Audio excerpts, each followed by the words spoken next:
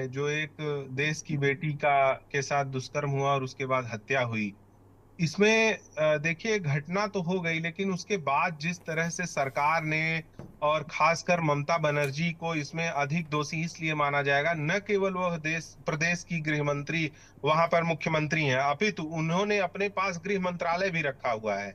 इसका अर्थ यह है कि पूरी पुलिस प्रशासन उनके पास है। साथ साथ स्वास्थ्य मंत्रालय भी उन्होंने अपने पास रखा हुआ है। इसका अर्थ है कि स्वास्थ्य व्यवस्थाएं जितनी है वह भी उन्हीं के अपने कंट्रोल में है। यानी अगर प्रशासनिक तौर पर देखा जाए तो 3 गुना दोष अकेले ममता बनर्जी का होता है। अब देखिए जो रोष आया बंगाल, मैं बंगाल की जनता को धन्यवाद देना चाहूंगा कि उन्होंने अपनी एक बेटी के लिए इस तरह से अपनी आवाज को मुखर किया।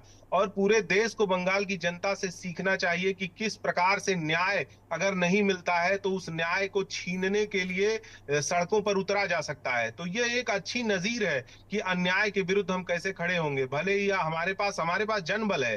तो मैं ऐसे इस बात का स्वागत करता हूं। और देखिए जिस प्रकार से वहां पर मुख्यमंत्री ने पूरी अपनी एक मशीनरी लगा दिया, पुलिस को लगा दिया, छावनी में बदल दिया, अपने पसंदीदा डॉक्टर को मनचाही और उसको और अच्छी जगह पर भेज दिया। ये सब चीजें जो है बताती हैं कि लक्षित रूप से आप जिस जिस विक्टिम है उस विक्टिम के विरुद्ध आप पूरी तरह से अपनी पूरी तंत्र को लगाकर काम कर रहे हैं। तो इसमें नाराजगी बहुत जायज है। और मैं मानता हूं कि देखिए देश के किसी भी हिस्से में ये बात हो, और इसके साथ साथ देखिए जहां तक राजनीति की बात है, मैं मानता हूं कि राजनीति का जो अस्तित्व है वो जन मन से है, जनगण से है। और जब मैं बात करता हूं एक स्त्री के सम्मान की देश के अंदर, तो वह आधी आबादी का विमर्श है। और इसलिए हर एक राजनीतिक पार्टी को वह मात्र एक पश्चिम बंगाल में एक ये घटना नहीं है, कोई निर्भया की घटना नहीं है।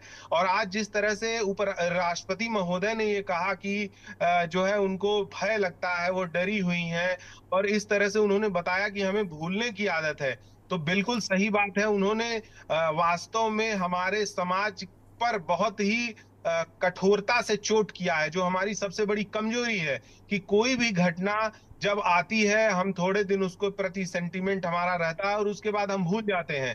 तो मैं ये मानता हूं कि इस बार ये जो एक ऐसा प्रसंग बना है, हमें ये सोचना चाहिए कि अगर कोई भी शासन हो, कोई भी सत्ता हो, कोई भी हो, कानून से बचकर कोई नहीं जाना चाहिए। और आधी आबादी के विमर्श में यह बात, हम 2047 तक विकसित देश बनने की बात कर रहे हैं। इसीलिए मैं, चाहे वो प्रदेश सरकार हो पश्चिम बंगाल की या केंद्र सरकार हो, सबके लिए एक सभ्य समाज, एक विकसित भारत का लक्ष्य लेकर चलने वाला समाज जो है वह आधी आबादी के विमर्श के लिए कितना जागरूक है। हम अपनी आधी आबादी के लिए न्याय नहीं सुनिश्चित कर पा रहे हैं, उनके प्रति इस तरह से अपराध बढ़ रहे हैं। तो हमें देखिए, हम एक तरफ हमारे प्रधानमंत्री कहते हैं कि जो है बेटी बचाओ बेटी पढ़ाओ, लेकिन आप सोचिए कि इतनी जघन्य घटना के बाद एक माता पिता अपने बच्ची को, अपनी बेटी को किस तरह से बाहर ले जाए, वो कितने इनसिक्योर होते हैं।